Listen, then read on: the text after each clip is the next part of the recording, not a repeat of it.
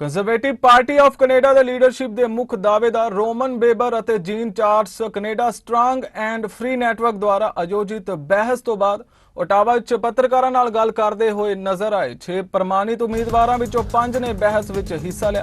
Conservative party वल्लों आयोजित अधिकारित बहस 11 मई और 25 मई नूं होवेगी। पार्टी 10 सितंबर नूं अपने नवे नेता दा भी ऐलान करेगी। Best for their health. I also think that we need to strengthen and review the regulator. I think it's very, very important that we don't have regulators that are self-funded by industry and that we consider the relationship between industry and the regulator. I think it's very, very important that we receive transparent data and that we report on it accurately.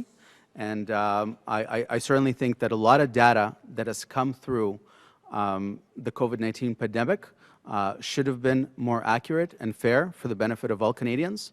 And when I become leader of the party and subsequently Canada's Prime Minister, I will do a full audit on everything that has transpired in the last 2 years.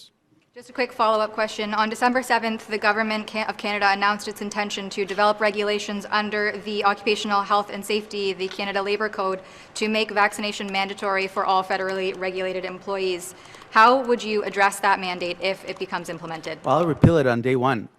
In fact, I brought legislation in Ontario to protect workers against workplace mandates, the Jobs and Jabs Act. I think it's inhumane to make someone choose between their ability to put food on the table and their personal health care choice. Thank you. Was the nasty, Ian Bailey, Globe and Mail, was the nasty edge to some parts of this debate detrimental to the party, do you think? There were some very tough exchanges between some of the candidates too, I'm sure you're quite familiar with.